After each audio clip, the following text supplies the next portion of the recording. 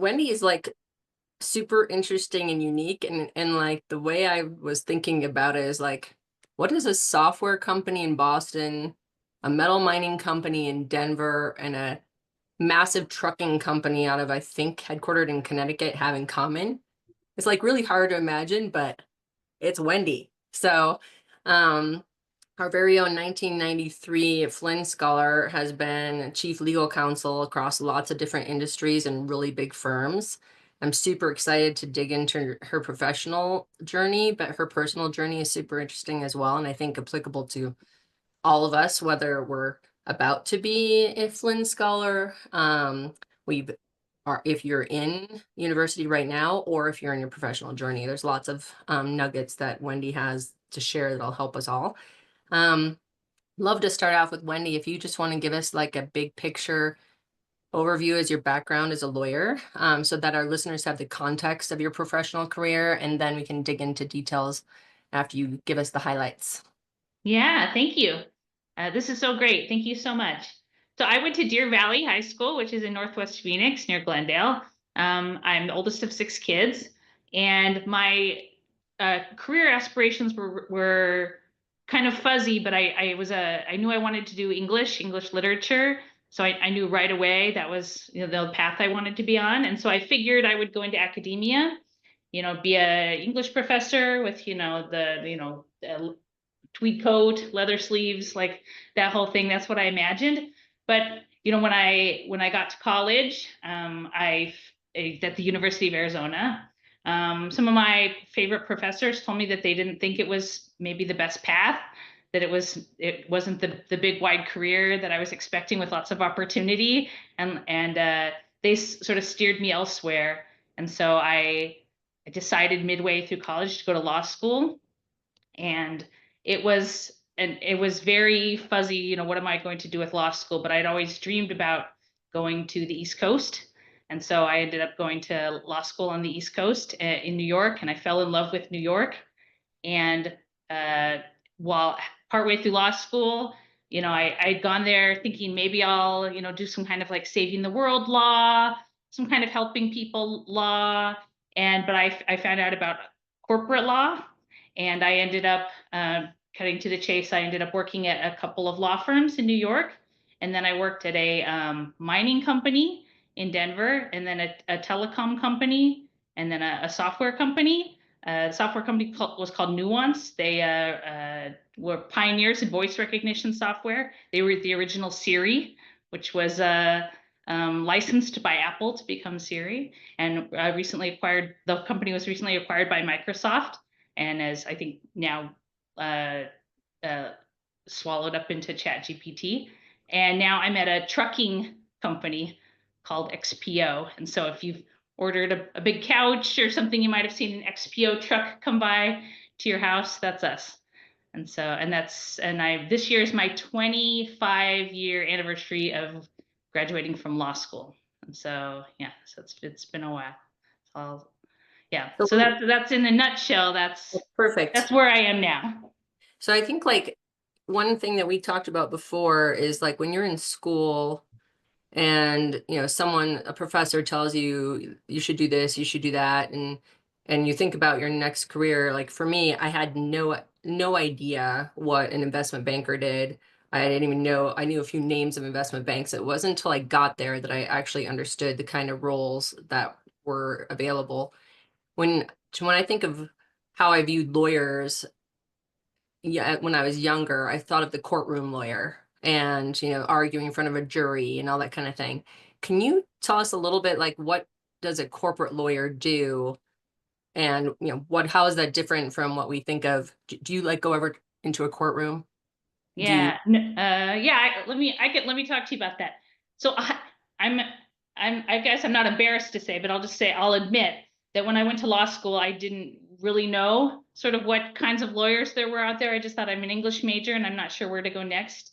And I know that lawyers are very verbal and do a lot of writing, and so it'll probably be a good place for me, and I'll find my thing. And I think somebody came and gave a presentation to our school, and he stood up and he said, I'm a mergers and acquisitions lawyer. What do? I do deals. Some deals are short, some deals are long. That they're all, they're exciting. You sit across the table from somebody, it's not adversarial. You're working to get to yes to a deal that both sides are excited about. The deals are fast paced. They're not long and drawn out like trials. And I thought, is this real? This is something I could do. I'm completely unqualified for this. I don't know anything about deals. I don't know anything about Wall Street. I don't know anything about finance. I'm allowed to just do this by virtue of the fact that I got into this law school. It sounded so exotic. So I had just no frame of reference for it. My dad is a newspaper reporter. I didn't grow up around finance people. It was this like the most scary, crazy sound. It sounded like something from a movie. And I thought, I decided to pursue it because it just seemed very sexy or just very different to me. And so, yeah, so corporate lawyers work on business deals. They work on helping a company raise money. They help advise the company on, what's legal, not legal. But I have literally never, maybe once in 25 years, been in a courtroom, period. Like, not even like, yeah. So I've definitely, my company has been involved in litigation, but I've had people on my team go deal with it. Or usually the reality is 99% of the time you try to settle something before you ever get to a courtroom because trials are expensive and unpredictable and not, usually not in a company's interest to pursue. Yes. So basically, we don't have if we're the type of people that hate conflict, we don't necessarily have to rule out law. There can be different areas of law that aren't Yeah. face to face, yelling at each other, being in front of, a courtroom and a judge that's screaming at us or anything like that. So there are opportunities. Yeah, definitely. I would say if you thought about law as something that you might be interested in, but you thought, like lawyer shows that you've seen, that doesn't feel like me at all. That's not the majority of lawyers, I would say, and especially for, folks as, smart as you guys and on the path that you're on. There's a lot of just like lawyers who are problem solving and collaborating and figuring out how to get things done and navigating a company through difficult situations and advising, and it's not something you see in the movies, but it's a great career. Yeah. So when you move from undergrad to grad school, I think it really depends on your field as to how that transition goes. So for me, when I went from undergrad to grad school, I was in, kind of I was in engineering, switched to economics the last minute, and then I went to economics grad school. And I felt when I was going there, I was like the math whiz. And then I entered a class where I was the only person without a math degree, and it was Mm. humbling, terrifying, Mm. and a semester of shock. And then I just had to dig in and get over it. Did you have any surprises that shocked you, or did you find it easy given your background? What was the transition to law school like for you? Yeah, I would say uh, I had I had a little bit of fear about going to a private school, having gone through public school all the way up, including the U of A. And so I got there. I was nervous. Am I going to be able to compete with these kids who went to private schools, who went to Ivy League schools? And I was pleasantly surprised to find that I got awesome training at the University of Arizona. I totally held my own right away. And I would say the first couple of years, you're doing a ton of reading, a ton of writing. It was very up my alley, and I thought like, oh, law school's for me. And then when I knew that I was going to go into corporate law, my third year, I thought, okay, I should start taking some more like corporate kind of classes. And so I took corporate finance and accounting and tax and something else, and I got my butt kicked. It was like there was numbers and math, and it was so hard. And so that's when I started to get a taste of like, that side that I had never really been exposed to, that's not reading and more like, and and these were probably just like super service level classes for somebody like you, Sarah, but it was just like, what is a, balance sheet, and, how do you, like value a company? But I was way in over my head. And that was a learning curve for me that took me a couple of years. Yeah. So I didn't feel like I had the building blocks for that. But in terms of having to read a bunch of dense stuff, and sometimes I tell my family, like, if you get the terms and conditions that come with something you buy or something like that, like somebody wrote those. And like early in my career, I was the kind of person who had to like read and help like, write that kind of thing, which sounds painful, but the further you get into your career, the more you're sort of not in the weeds like that anymore. Yeah. Right. So And now we have ChatGPT to help us. exactly. Right. Right. Right. Because I'm a fake lawyer sometimes for my daughter's company, and thank God for ChatGPT. Um, so last question I had on kind of the school front, I find like, once it seems so important the school that you choose while you're choosing your school. And, like I'm old enough now to have kids who went to college, and that school choice was just torturous. And then as you get older and you start employing people coming from school, you start having a different perspective on what the university that they went to, did it matter? How much did it matter? I know you've hired and employed lots of lawyers. What kind of advice or like what perspective do you have in terms of how a school matters or not, and how like someone who like people who are on this call are listening that might be considering grad school, Mm. what factors should they be considering in terms of helping them get a better job? What matters, what doesn't matter? Yeah, I think it's mixed. I mean, I'll be candid. I went to an Ivy League law school, and I think it did give me a leg up in my career. I think it just did, in terms of the path that I ended up on, because it opened up, opportunity for certain kinds of employers, who hired. It was a feeder school, to a lot of employers that pay well, and which, led me into a career quickly. But but then again, in terms of like the folks that I've hired, or folks that I've interacted or run into in my career who were like talented, awesome lawyers, it's like you very rarely do I look at their like LinkedIn and think, aha, I knew it, that person went to Harvard or whatever. Like, we all have these paths, and definitely I've had path that's gone like this also. And so you end up it takes twists and turns regardless of, where you started, or, what your next, sort of your next move was. Yeah. But I think, to echo that on my side, the it seemed that the first job out of school, depending on how competitive it was, depending on what type of job that you've had, like that's to me the most, almost the only part where maybe your pedigree from the school matters. But it's more to me like nowadays across a couple industries that I deal with, like it's the ability to communicate really well and to show that you're kind of unique. And that, you having the chops matters. You need to have the degree, you need to have the piece of paper. I'm sure in law school, if you have different kind of internships, like internships matter in my industries. But once you actually have your first job, your degree matters a little less, or the source of your degree, the put it this way, my boss, who ended up being CEO of a finance firm, has a degree in Russian literature. right, So right, right, he right. went into, he was a real math nerd and he loved analysis and never used his Russian literature for like analyzing bonds, but he ended up working a lot with emerging markets where he invested a lot in Russia. And he just had this kind of background sense and ability to communicate, ability to dig into things. So I think that's interesting that you have the same view.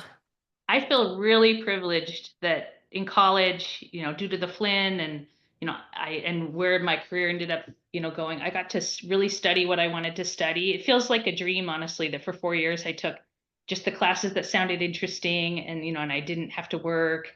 And, one semester I took 25 units. I just got to take like so many like crazy, interesting classes. It was really a dream. And I feel very fortunate, and I haven't had a situation yet come up in my career where it was important that I read Moby Dick, and as an undergrad, but I'm so glad I did. It was so good. And so yeah, and so that's, I hope you're all getting to find time to, take classes that, feed your soul, in the future, those times, you only get to that on, on the weekends or, on vacation. And like, it feels sort of like I got away with something that like my job for 4 years was really just to get to study things that I was super excited and passionate about. So I'm kind Yeah, of feel like it's I'm so paying great. for it now a little Yeah, bit. it's so lucky you got maps it out. Yeah, I Yeah. agree. All right, so here's a complete 90-degree turn, but I think this, if my notes when we talked before are accurate, I think it's super relevant because life isn't always rosy. And sometimes an economic crisis hits that punches you in the face. And sometimes you're doing the best thing that you possibly can, you're doing a great job, and something happens in world economics or politics that changes your opportunity set, or it could be even like a new technology. And so I know that Wendy was in a position when the crisis hit in 2008, that shook her a little bit. So I was hoping, Wendy, you could talk a little bit about how the global recession impacted you, because specifically you had to deal with the rough spot and then you had to get out of it. So I'm hoping you could talk a little bit about that because, for example, I've been laid off before thanks to a world event. And I think it's worth talking about. Yeah. So in 2009, I was 9 years out of law school. I thought I was on the path. I was on the journey, um, and I was pregnant with my second baby. So I think I was like 8 months along, and I'm the sole breadwinner. My husband, for we could have a whole podcast about that, sort of ended up staying home with the kids. He's sort of an artistic type. We're going to talk Uh, about that's a whole other podcast. And so yes, and then one day I'm at work, and and the economy wasn't doing so well, and I got called into somebody's office and I got laid off, and I did not ever ex ever expect that would happen to me. I always thought I would be in the driver's seat in my career, like that I had done all the right things, I'd gotten all the good grades, I'd gotten I'd made smart, education decisions, career decisions, and the economy just, especially in New York, but everywhere in that time period, just fell off the cliff. We were in New York, housing is expensive. I had student loans, still, and there was just no prospect of my husband being able to get a job, though he was looking. And I was like monstrous, I was like a month away from having this baby, and I was so scared. And it was really, except I say this is not an exaggeration, except for my mother passing away. It was the worst thing that ever happened to me. I would, because I thought, am I ever going to get back on a track? Like, is that it really rattled my ego. And it. I was out of work for a year and a half, in which, so it's the sort of meager savings that I'd saved up, that we'd been saving up for like a down payment for a house. We mostly uh, spent that just to, support the four of us for that year and a half. And so you can barely see it if you kind of look on my LinkedIn, but I think it shaped my chemistry, really, because now, like, it made me look at everything as more uncertain and more like you can do all the right things, and then just something just comes flying into the picture, and you have to be resilient, and you have to deal, and you have to pivot. And hopefully, maybe that's advice you guys have already absorbed, but I didn't. I obviously wasn't prepared for it, because it really shook me, and it changed the whole trajectory of our lives, because we left New York, which we loved, where we were planning to stay forever, and we haven't gone back. And so it literally moved us geographically as well as sort of existentially. Yeah. Now that you're like this many years past that moment, if you could go back and give yourself advice with what you know now, what would you tell yourself? Either Yeah. before the event or after the event. I would tell myself, that I would tell myself that it's going to be okay. That, like you just said, Sarah, that it's not a reflection on you and your, your value or even decisions that you've made, or because I've also had to lay people off now. And the fact that I've like put that karma out into the world, like I reckon with, but it's just something like it, it's especially a part of the American kind of experience. But it's just part of being at a job, and it's not you. It's, companies can do well or not well. Law firms can be doing well and not well. Numbers have to be made, difficult decisions have to be made. And so I would go back and tell myself, you're going to find something else that's interesting. You'll go in a different direction, and you'll be grateful that you didn't, sort of stay on this one path, because it's been more fun to zig and zag off the path. And it's not like I was so super happy, like, at a law firm, sort of, marching towards maybe being a partner at a law firm. I just didn't know what else was out there. And I think a lot of lawyers are risk averse. I wasn't out there, imagine what if I threw this all out the window and saw what was out there. That's not my personality. Maybe that's your guys' personality, but life forced that upon me, which I think made me kind of stronger and more nimble in myself and my career. Yeah, I mean, like in the entrepreneur land, one of the most common sayings, and it drives me nuts actually, is like fail fast and move on. It just literally drives me crazy because it sucks to fail. And yes, it makes you stronger, but it's just, it's sometimes when it's thrust on you, if you don't have that, I'm in the same kind of mindset. Like, I want to be perfect. I want to do everything right. I want to go I was down. a good girl. I did all the good girl things. That. Yeah. Yeah. And so Yeah. then when it So, happens, you're like, wait, what? Um, so the thing I would throw in as a finance person, as advice to my younger self, because I was in the situation. Luckily, my then husband was working, but it's the importance of savings. So you had a mm, little nest egg, that's true. Yeah. I like had no safety net. Yeah, that's right. So that was good to have. Yeah. having a safety net of any kind, like it was never in my mind while I was going to Yeah. school, let me tell you that, even though I was end up being an economist. Like it never crossed my mind. But anything, even as a Flinn scholar, you can put away some money and save it and Yeah. invest it. And especially when you get a job, no matter how much money you make, you're going to be making more than you're making in school. And so you'll have a little spare. So, anyways, I just want to toss that in because I always feel strongly you should That's save. super good advice. Yeah. Yeah. Um, okay, so Wendy, when tell us a little bit how this job came along, because it was definitely a change from going from the corporate law track to the law firm to an actual company. So can you tell us a little bit how that happened? Yeah. So, when I lost my job, I thought New York's expensive, so let's go somewhere else. And I had this thesis. Well, the financial crisis then hit sort of the financial sector in New York particularly hard. What if I go to Seattle, where we had visited once, that seemed really cool, and it was like Amazon and these tech companies were there. Maybe I'll go there and dazzle them with my East Coast credentials, and I'll be able to get a job, and I'll refashion myself as a tech lawyer. And so, we got to Seattle. I'm applying for all these jobs. The dazzling isn't happening. But, while I'm looking, one of the companies that I had done work for when I was a lawyer in New York, when you're at a law firm, you do work for just a wide range of it could be banks, it could be companies, it could be just all kinds of clients. One of them had just happened to be a mining company, that was based in Denver, and the people were really nice, salt of the earth kind of people. I'd hit it off with them, and I'd done a lot of their work for them.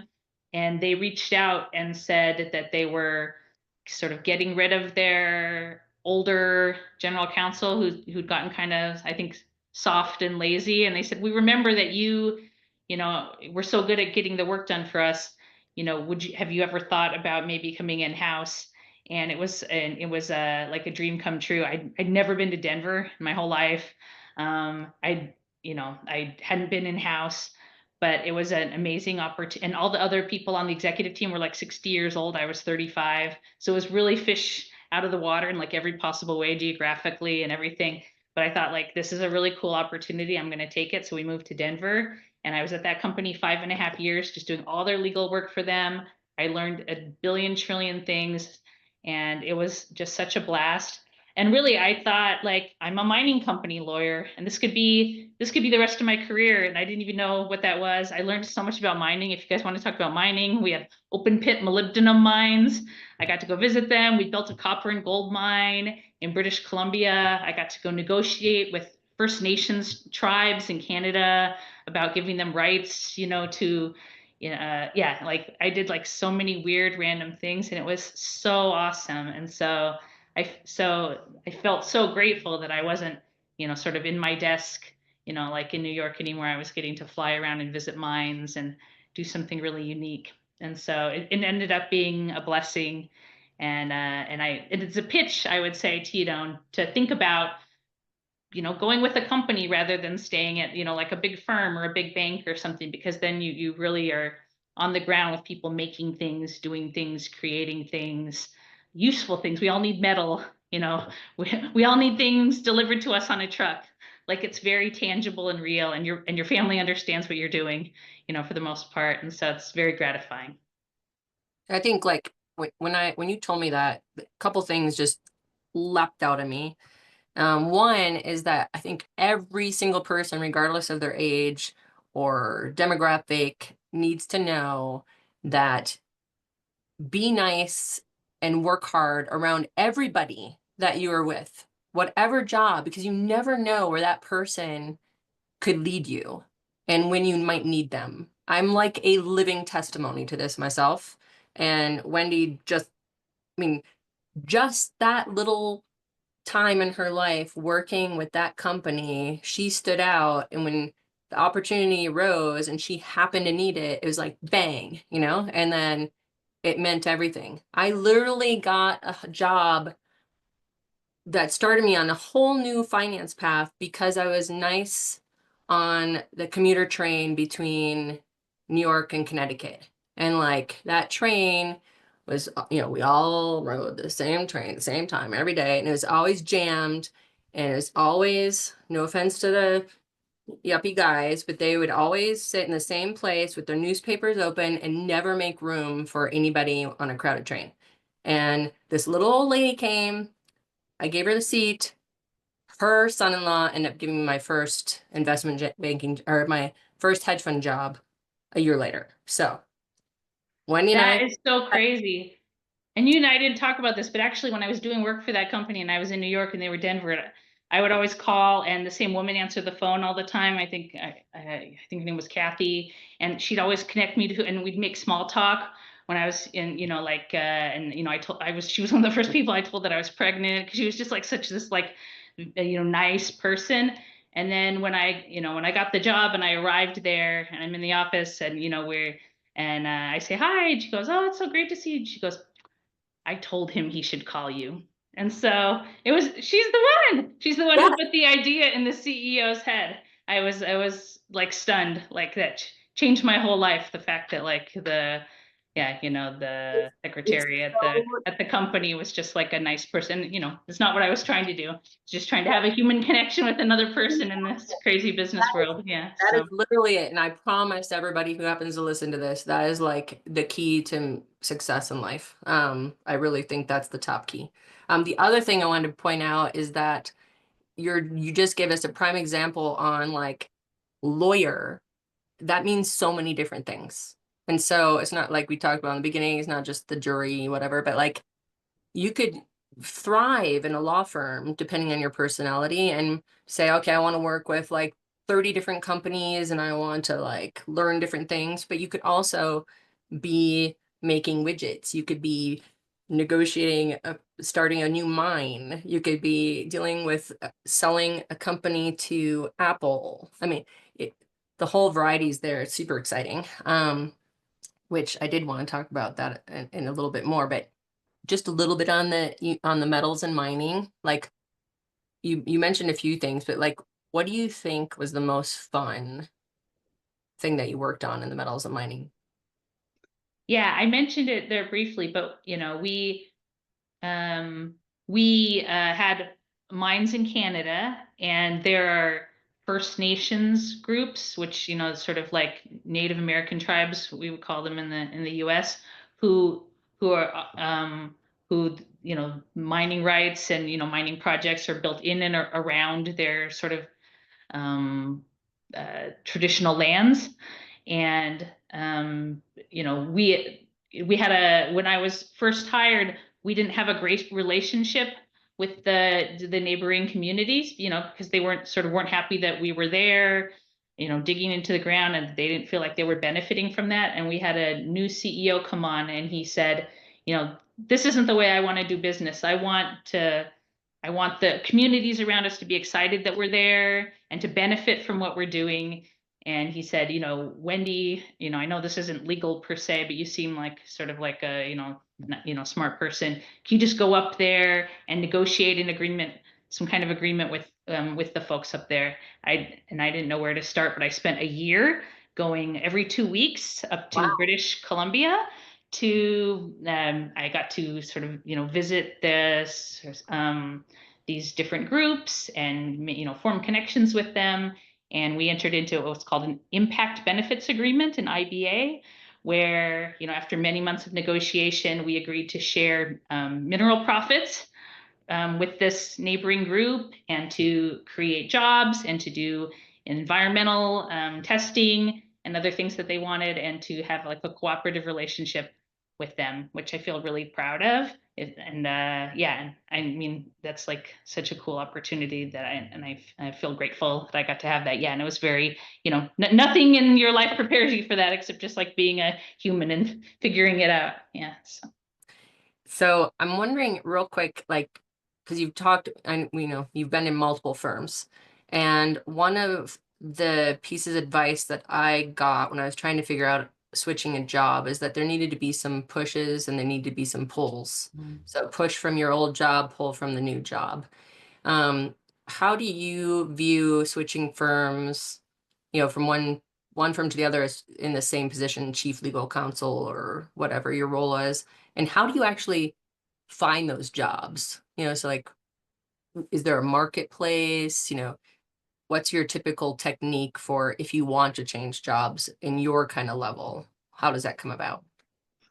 Yeah, it comes about different ways. One is that uh, the law firms that do work for a company might hear that they're looking for a new general counsel, and they might, and the company might say, we don't know, we don't want to hire a recruiter. Do you know of anyone who's good, who might be a good fit for us? And so they might, start calling around people that they know.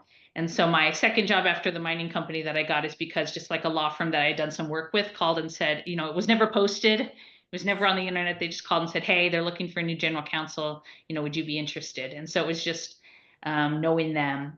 In another case, a recruiter, just, called me, looked at me, I guess on LinkedIn, and said, are you looking, we have some, we could send you some opportunities. And I used to take all these calls from recruiters, even though it was annoying, just to cultivate relationships with them, to show them that I'm nice, to show that I'm personable on the phone, and then, hoping that one day it would be helpful. And and putting in that work did help, because then I ended up getting a really great job, through a recruiter, and also a job that wasn't posted, right? They just had to know to call me.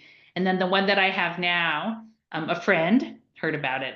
And so, just a friend that I had met, just like in a network of like women general counsel that I like cultivated over time. And when we would hear about things, we would, hey, this sounds like something you would be interested in. This sounds like the kind of thing that you'd been looking for. So she heard about it, and she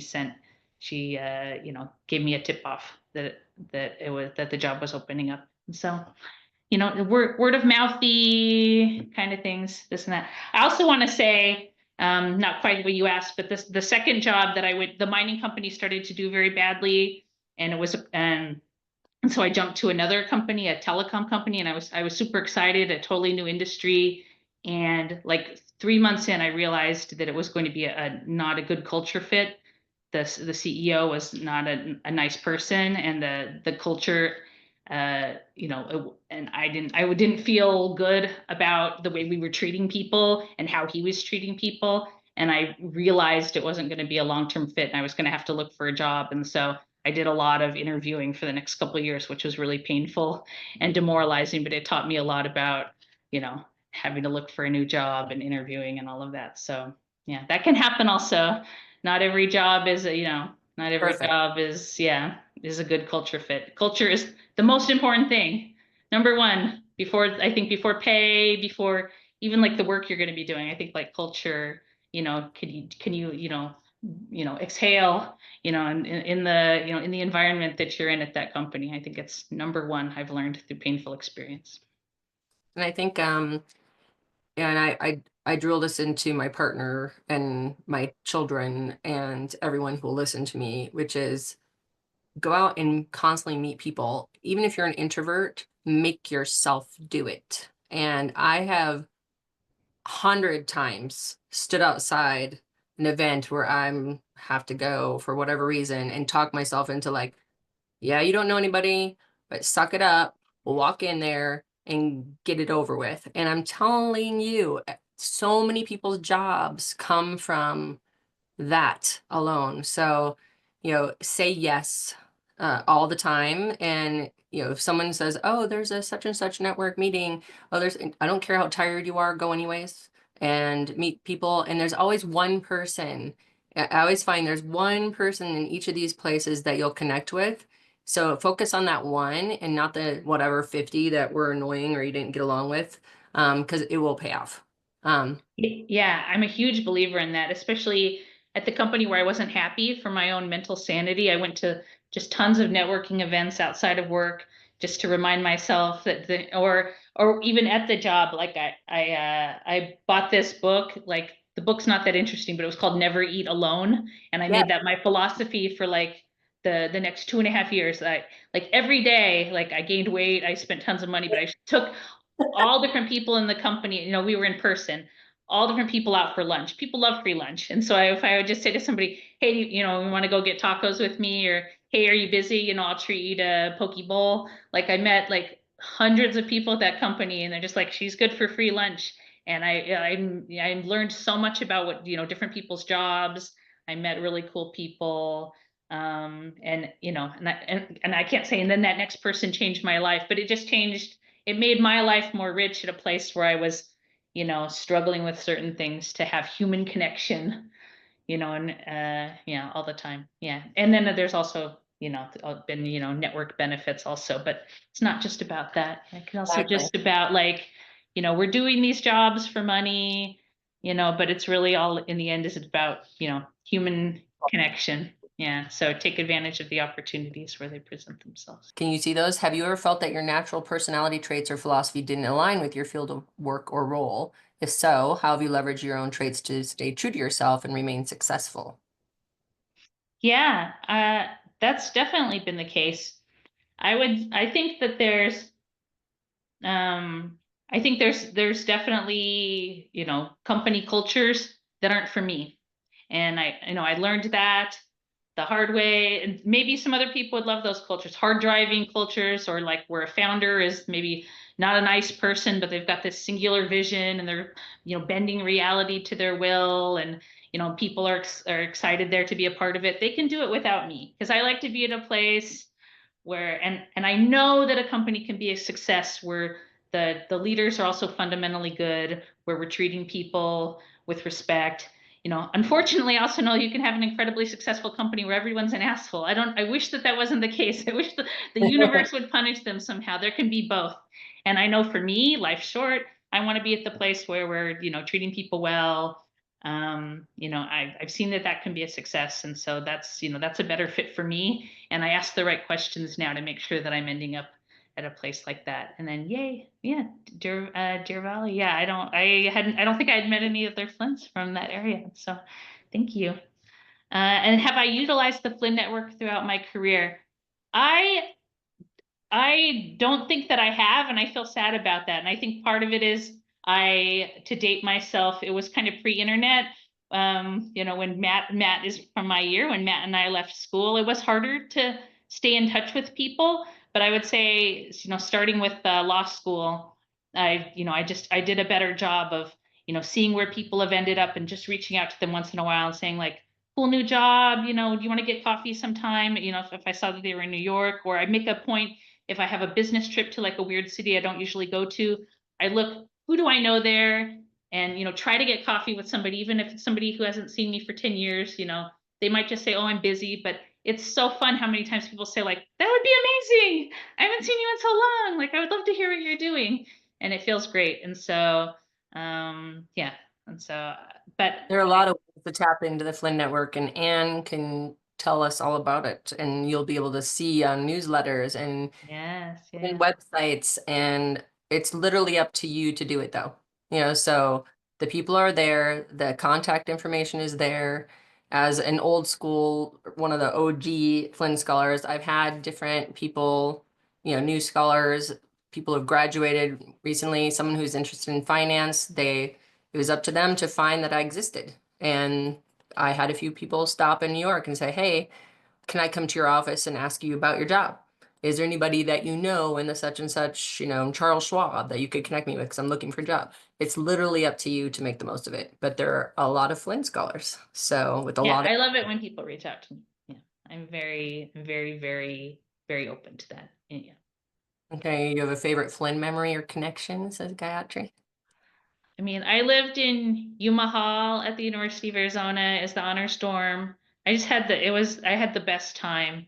Um, uh, and then, yeah, I'm trying to think. There's not like one particular memory. I would just say like the college experience being in the honors program, the honor storm, lots of, Flynn and non-Flynn buddies in that program. It felt like the dream that I had had as a teenager of like, like what college would be like, where we're, staying up all night, sitting in the common room, arguing about, things we were reading at school. It was a great experience. And yeah.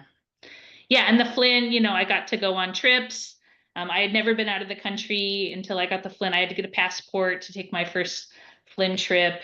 And I felt like just so fortunate and grateful. And I had to keep a journal for like, I think for the first trip I was on. And I remember writing there something like, even if I never get to do this again for the rest of my life, this, Yeah. I'm so grateful I had this opportunity. And luckily, I've been able to, go on some more trips with my passport. But I remember thinking like, I felt like the luckiest person in the world, the opportunities that the Flynn Scholarship gave me that, I don't know how I would have been able to pursue them otherwise, really opened my mind. Yeah. So what she said, 100% agree. Um, well, I guess this is a little bit similar how you've utilized Flynn resources after graduation. I think you already answered that a bit. Is there anything else you want to add or? Yeah, I mean, yeah, I haven't. I don't think. Yeah, but I've stayed in, I've stayed in touch. Like I always update my info on the various incarnations of the alumni page to make sure that if, somebody wants to reach out to me, that they know how to find. I think Anne's taken advantage of that at least once or twice, where I think I did talk to somebody who was trying to decide whether to accept their scholarship. I gave them a, pep talk about how meaningful it was to me. Okay, so I have one question I just think everyone will want to know the answer of. So I know you were involved in it be in the company with it, but I'm more interested in like your thoughts on how it's going to change jobs both in the legal field or other from your perspective. And I'll give you the reason why I'm asking. So I was in finance or am in finance. My kids are age 26 and 30. The 26-year-old wanted to be in finance, and I've told him like there's not going to be a job for you doing financial analysis. If you want to be in finance, you're going to have to be able to use the new tools in order to become a superhuman, which is possible. I mean, I use ChatGPT as a PhD research assistant. I have like 5 of them for free or $20 a month. So I'm wondering how you see the legal field job opportunities changing from what you know, and any advice you'd give any young person, and young can be anybody under 55, and, and how they should be thinking about the world based on what you know.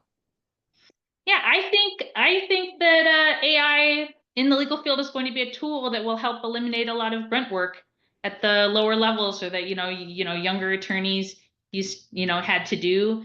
But I don't think it's going to wipe out the field or this kind of thing. Do you know how many lawyers are working on AI and trying to figure out AI policies and trying to figure out data privacy issues and it's created all of these jobs that require people thinking about new regulations to try to create, or like we're super busy thinking about this. And so I think it will be, there have sort of been a lot of technological innovations that when I started at a law firm, we had like 30 people who worked in a fax department. Every night we needed to send a bunch of documents to somebody and they faxed them to all these places. And then one day there were PDFs, and that was a whole, that got wiped out. And then I think, there's banks that, at banks or at law firms, there's people who like to like review your first 2 years at a law firm. You were doing this, a lot of menial stuff that maybe AI has now just come through and wiped out a lot of the boring stuff that you were doing your first, or second years, and now you're getting to jump into the good stuff faster. And so I'm an optimist about that. I think that, like we're all still going to be, all of us knowledge workers are still going to be crazy, super busy figuring out what does this all mean, and where should the guardrails be, and yeah, definitely. Yeah, I think that underscores my belief is that if you think of AI as a tool to help you become more efficient and add your higher level skill set, that's Right. the right way to look at it. Because it can just take away a lot of boring stuff. Yeah. You know how Yeah. to use it to eliminate that boring stuff and get the stuff out, that you want out of it. Amen. I At want my previous company, Nuance, we were trying to solve a super hard problem, which was that at the end of every workday, doctors have to do all this charting, do all these records, they take all these notes there.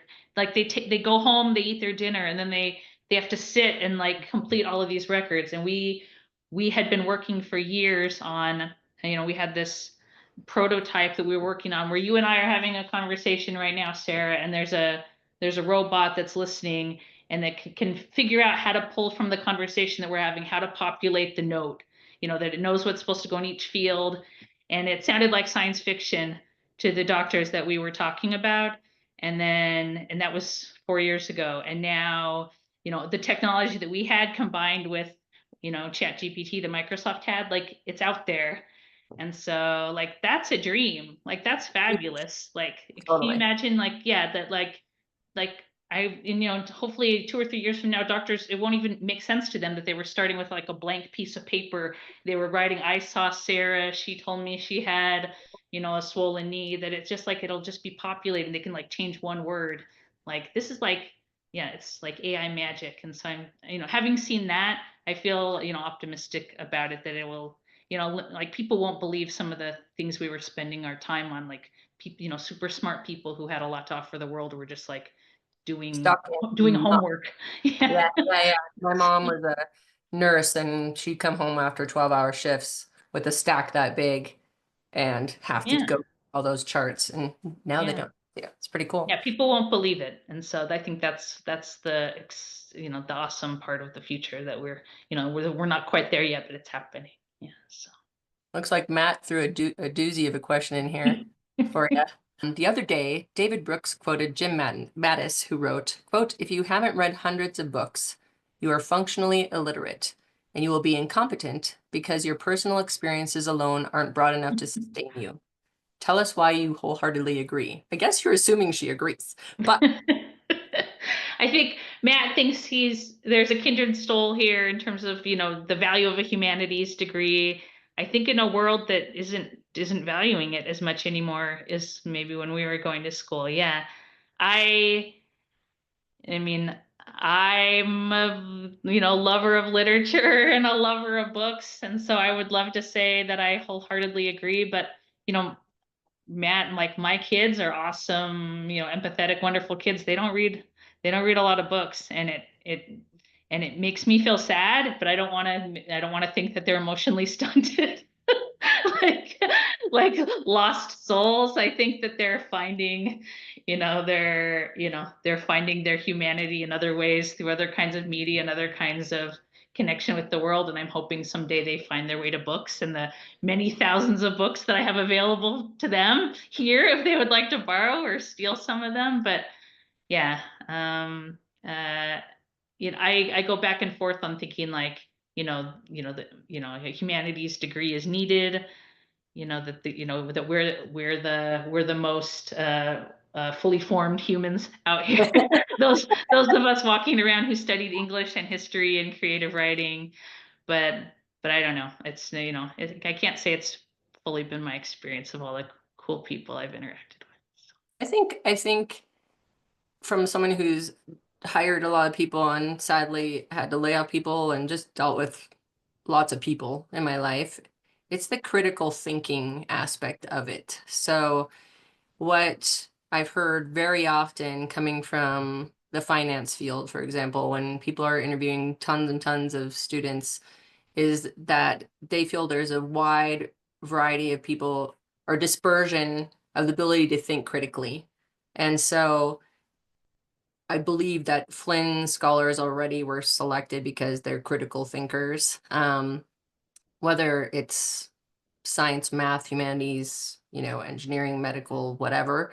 But the more that you can push yourself to critically think, and again, I have a gamer son, and he thinks very critically in very intense games, and he's not the way of I would think is great to spend my time. Yeah, I'd rather read a book too, but I agree.